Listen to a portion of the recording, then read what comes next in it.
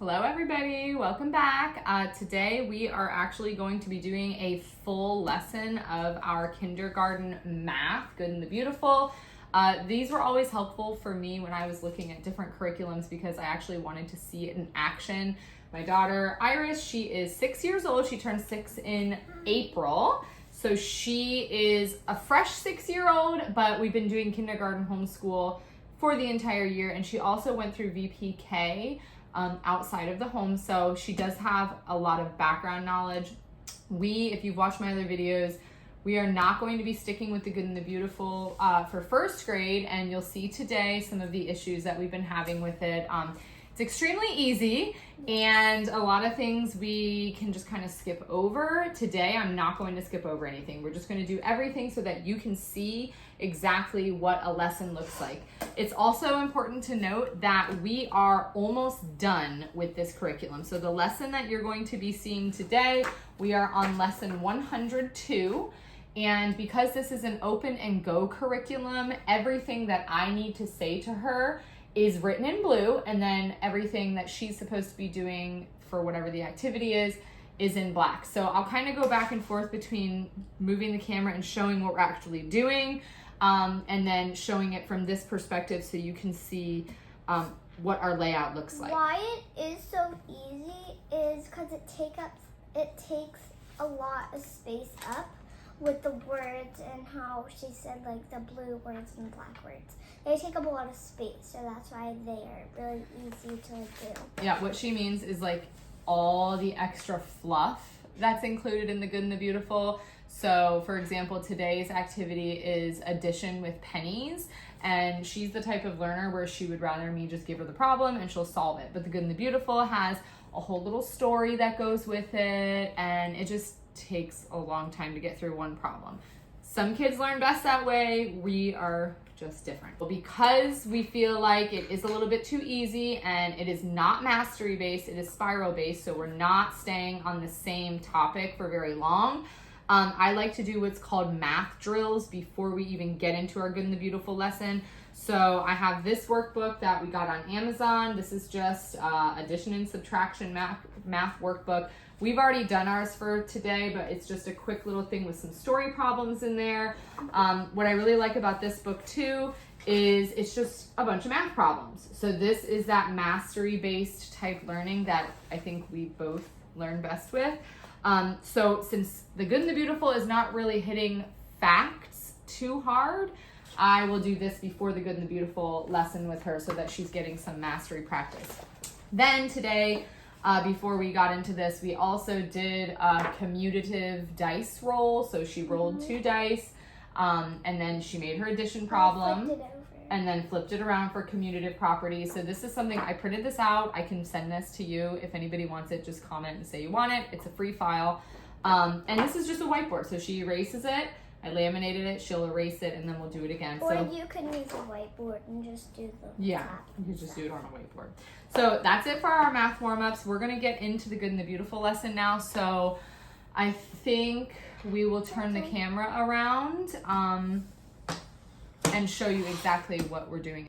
Okay, so hopefully you can see this okay. We are on lesson 102. Our topic for today is addition with pennies. We have started money, we've done pennies, nickels, and dimes, and we've also done addition. So I guess they're just combining the two here. So there's always a little warm up that we do. A lot of times I just skip this, but for today's, for video purposes, I am going to just do this with her. So Iris, we've got some numbers here, and you are going to circle all of the even numbers in this row. So go ahead and do that. Even numbers, yes.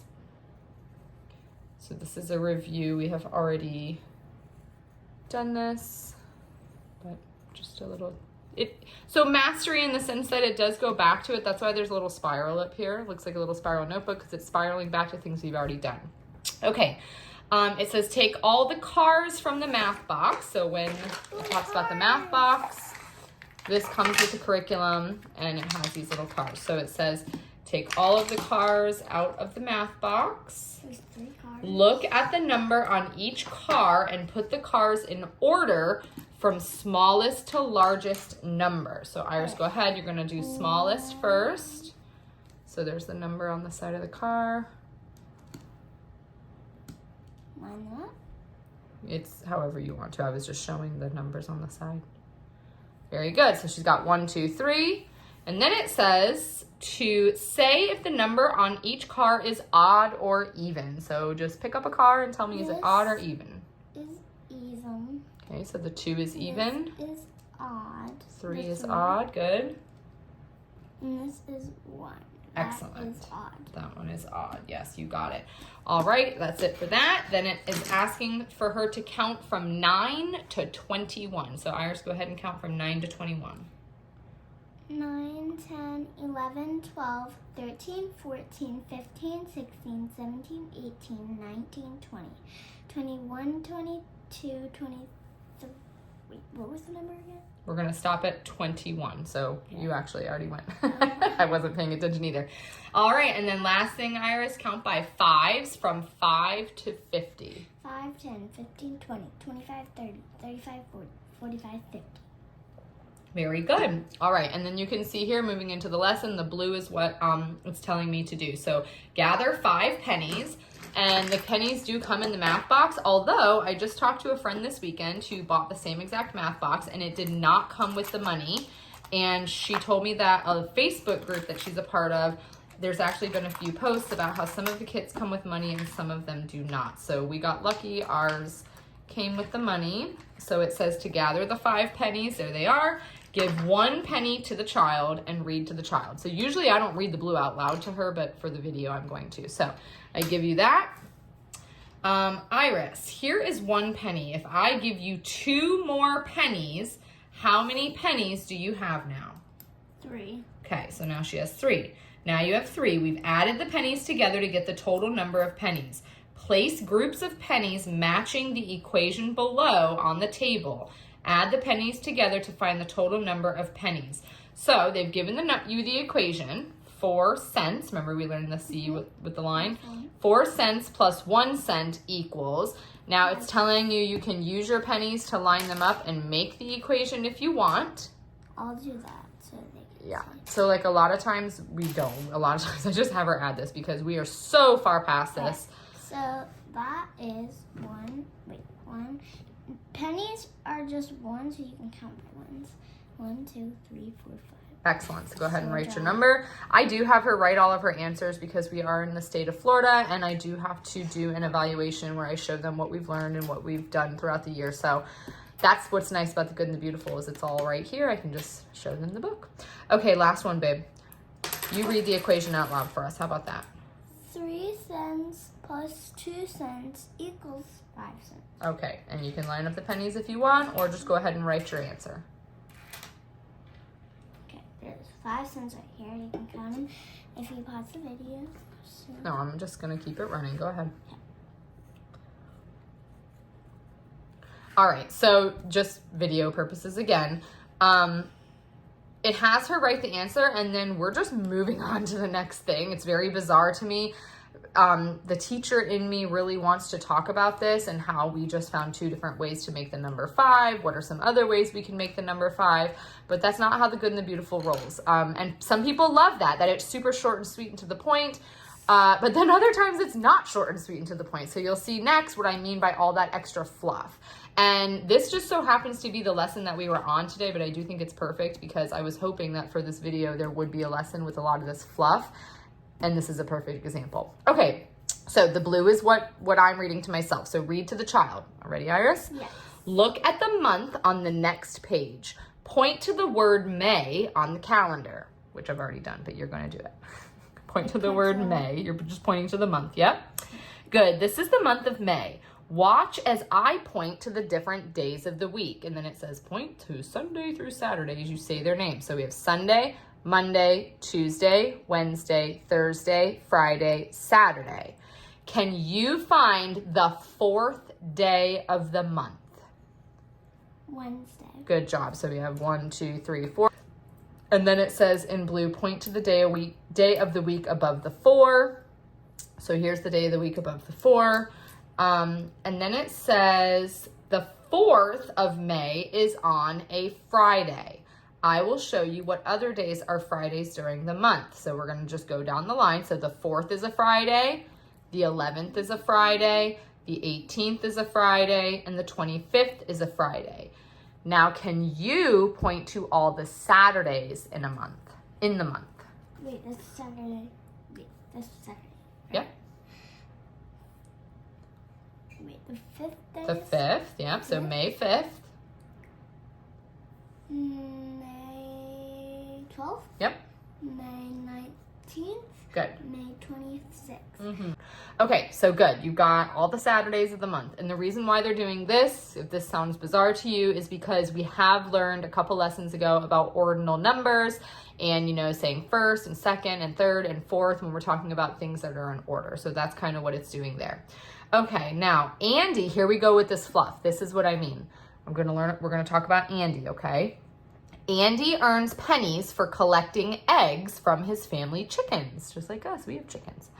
Look at the calendar on the next page. On the first week of the month, he earned a penny on Tuesday and a penny on Wednesday.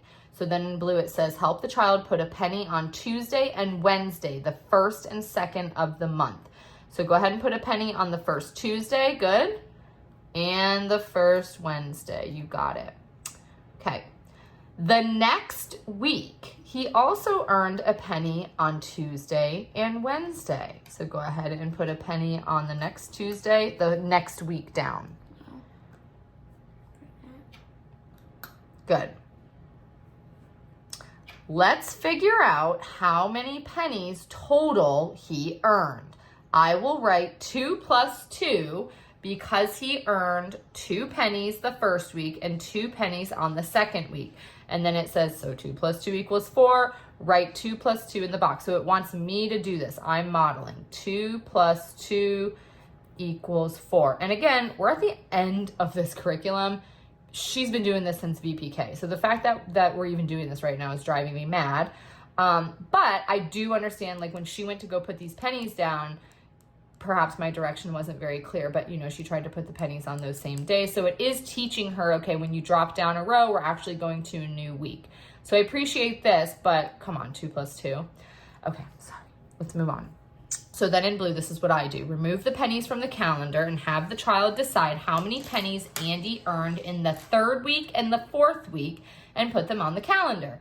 Then write an equation for the child in the box that shows how to add up the pennies from the 2 weeks. So it wants me to write an equation again and have her do this, but I feel like she's fully capable of doing this on her own. So have the child decide how many pennies Andy earned. So Iris, how many pennies do you want Andy to earn on the 3rd week of the month? You choose. Just 5. You want all 5. Okay, so I'm just going to put these down. It tells me to put them down. You can put that next one on the 18th. Okay. And then how many pennies do you want him to earn? So I do have to get some more out of the box, which is fine. How many do you want him to earn on the 2nd week? 3. Okay, so there's 1, 2. 2nd week would be a line down. So go down a line. So that would be the next week. Like the next Monday. Yeah. 1, 2, that's Sunday. Well, I guess it could be Sunday. And 3, you wanted 3, right? Yeah. Okay. All right, now all together, what would our equation look like? So it wants me to write the equation for her, but I know she can do this. So what would your equation be for all the pennies combined? I couldn't make one. You're gonna make up an equation that equals that number of pennies. All right. So what I'm going to do is I'm going to put this one on the bottom. So there is 4 and 4. So you wanted it to be a devil's fact? Mm-hmm. 4 plus 4 equals 8. Very good. All right, so we're done with that. This is like the main lesson for today. And then this quick little addition over here that I'll have her do, this is just a review. So when I was complaining earlier about how there's not a lot of mastery in the Good and the Beautiful, they do give you these little quick addition problems and subtraction problems, but I just feel like it's not enough. So I always give extra with that book that I was talking about. Hold on one second, Iris. I just want to say one thing. So again, you could see she's got her addition down. She knows, you know, pennies equal 1 cent each. But when it came to the calendar, it was somewhat of a new skill to drop down when we're starting a new week. So she is learning from this. I do appreciate that. I just feel like it's not enough. Okay, go ahead and do your addition. 7, 9.